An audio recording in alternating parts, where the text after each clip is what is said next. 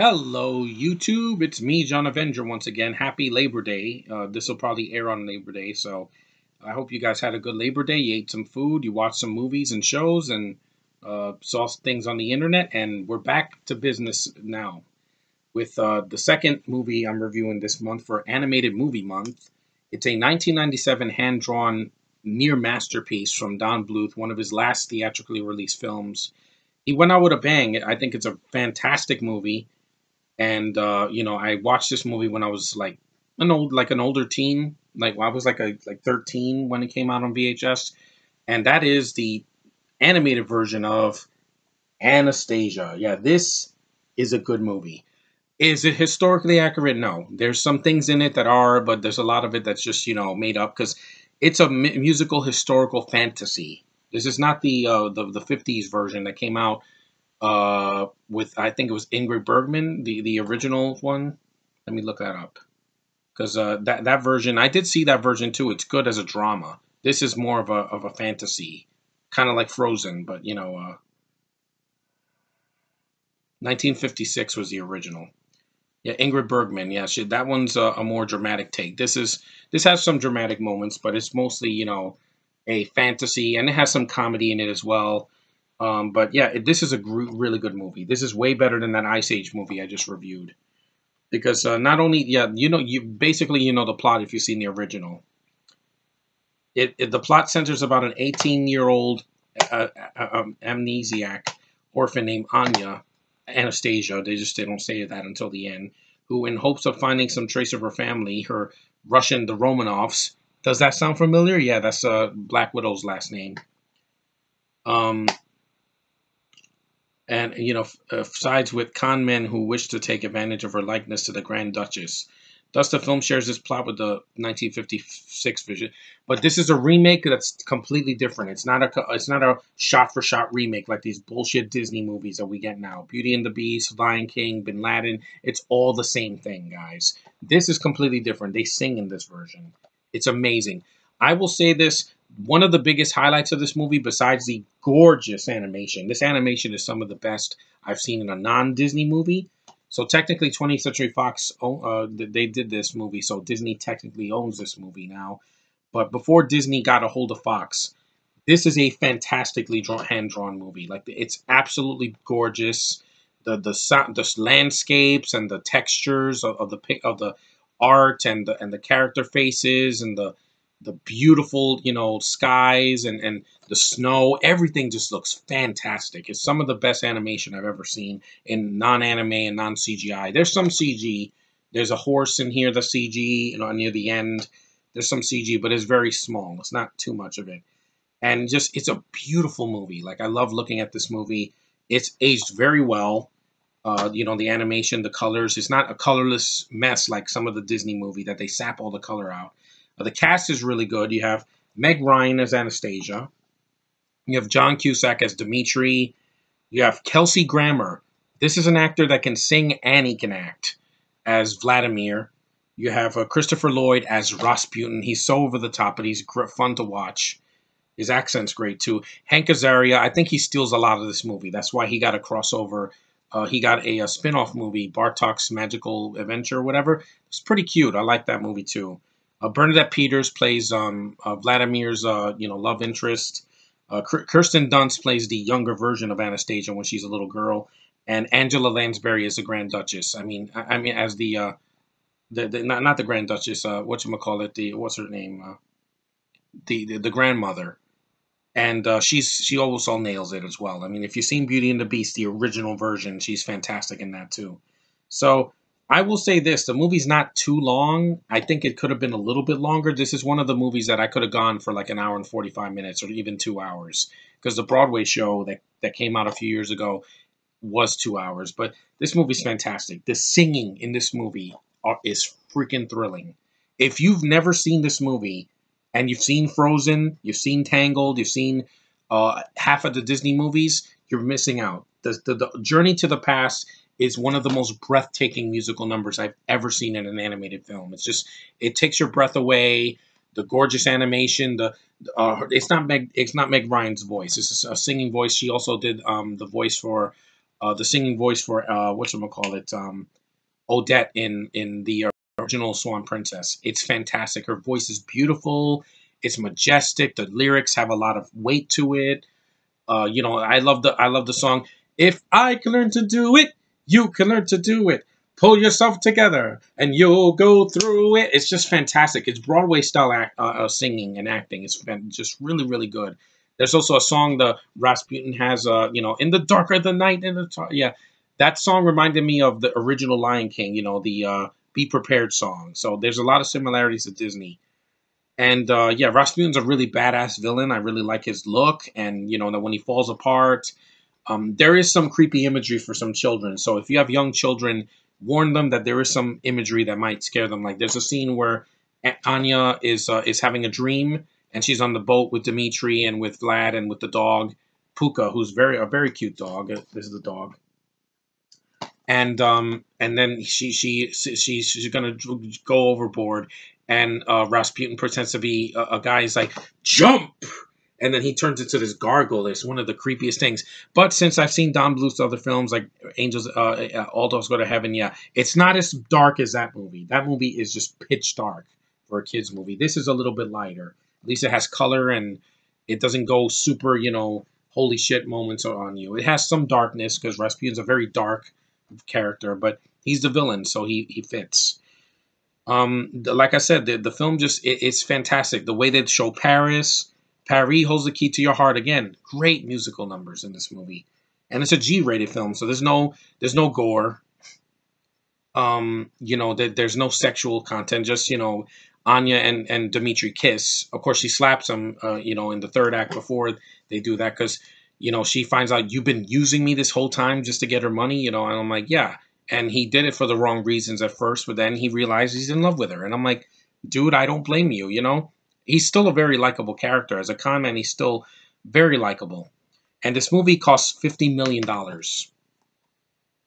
$50 million. Not 120, not 200, not 300. This movie costs almost as much as Deadpool. Yeah, this is an animated film that costs $50 million. Hollywood, you don't need to spend a shit ton of money on an animated film. If it looks terrible, if the CG looks awful, like in The Nut Job or The Nut Job 2 or whatever, or in freaking Food Fight, which is one of the worst animated movies ever made, look at this movie. This film has the budget, and it's on the screen. The money is on the screen in every frame of this movie. It is a really good film. Like, I just can't stop gushing about it. It is one of my favorite animated films, hand-drawn, that was not done by Disney. This could have easily been a Disney movie because it has the feel of it. It has the epic, majestic, ambiance to it. And the musical numbers are fantastic. And the voice acting is stellar. There's not a single voice actor in this movie that sucks. Even the side characters, the French people when they go to Paris, or that old lady that tells see Dimitri, and the Russians in the beginning, it's well done. Is it historically accurate? Of course not. But guys, I'm looking for entertainment, and this is very entertaining. I should have reviewed this movie years ago because it's good. It's so good.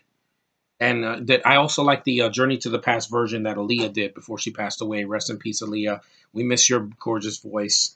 Don Bluth, like he had another co-director. He had Gary Goldman. They did a great job because if this got a sequel, like an Anastasia 2, I would have seen that in theaters. Bartok is more like a spin-off prequel, but it's just this movie is really, really good. It was a hidden gem. It's aged very well. The story is well done. It's well constructed. Like I said, one of the flaws for me personally is that it could be a little bit longer because the '50s version is really long. And listen to this reception, an 85% on Rotten Tomatoes. That's the same that the Joker got this year so far. Yeah, that means it's good, guys, mostly. I normally could give a damn about it in Rotten Tomatoes because, sometimes because they give bash movies that are really fun. This movie, though, deserves all the praise it got back in '97 and to this day. It says, beautiful animation, I agree. An infallible take on Russian history and strong voice performances make Anastasia a winning first film from Fox Animation Studios. Yes, it is. And this movie made over $100 million. It made $140 million on a budget of 50. Take that, Dark Phoenix. See, this has a female lead. It's well done. the money's on the screen. It's short enough, but it doesn't like feel like there's a lot of things cut out, and it's got likable characters that have weight to them. And these are animated cartoons. Yet you're a freaking $200 million movie, and I didn't see the money on screen in the trailers. This also got a couple of I think Academy Awards. It got received nominations for Best Original Song, absolutely. The one in the movie and the one Aaliyah sings.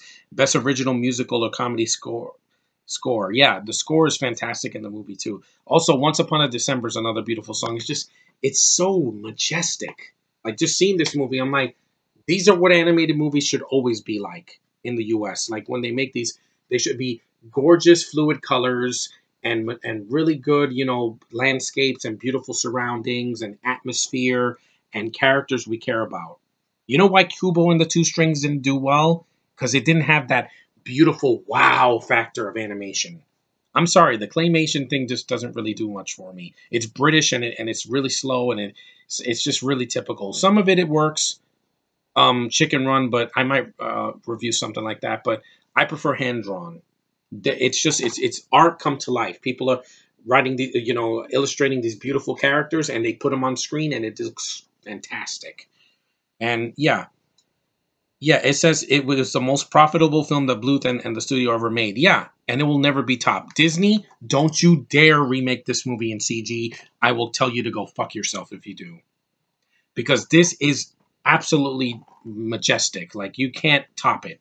The only thing that's in the same league as this movie is the original 1956 version. But don't ever remake this movie because you can't touch it. This movie is fine the way it is. You can't improve on it making a CG. If you make a CG, it's just going to look like Frozen. And that is great on its own, too. But yeah, the success spawned adaptation film in other media, a direct-to-video spin-off, a computer game, books, toys, a stage musical, which I haven't seen yet.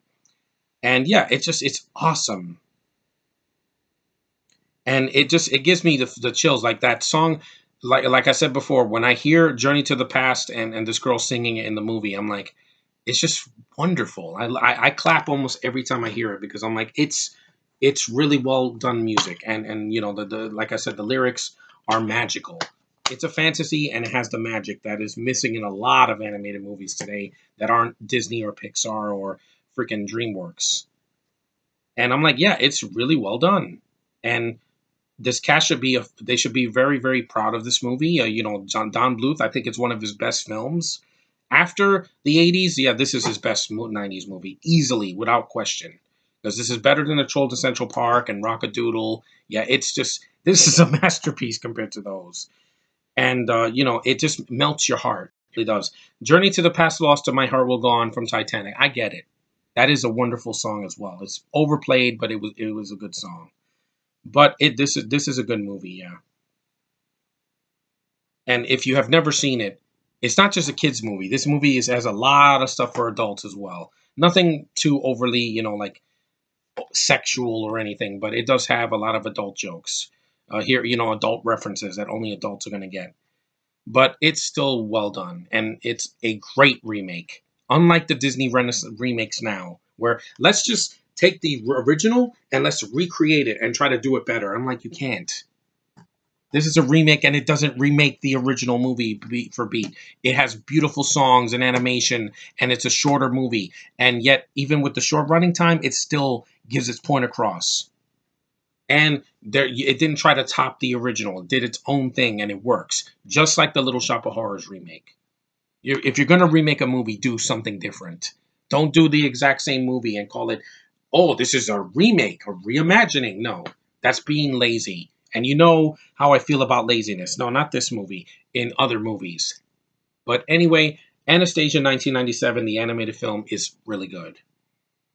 I can't stop gushing at this movie because, like I said, when that Journey to the Past song where Anya's singing on the snow hills, it's just wonderful. It won't if it doesn't melt your heart, then you don't have a heart because you got to feel the atmosphere of this movie. It's just every layer of it, every single color, every landscape, everything is just wonderful.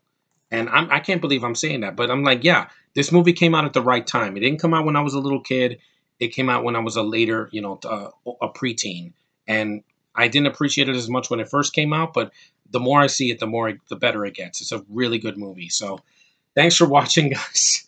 I'm a little winded. Do I have any water? No, I'll drink some later. But anyway, thanks for watching. Take care. See this Anastasia movie. If you see haters saying, "No, it's too bland," it's not bland. Look at it with your eyes, and you'll see what I'm talking about. But thanks for watching, and I'll see you in the next review.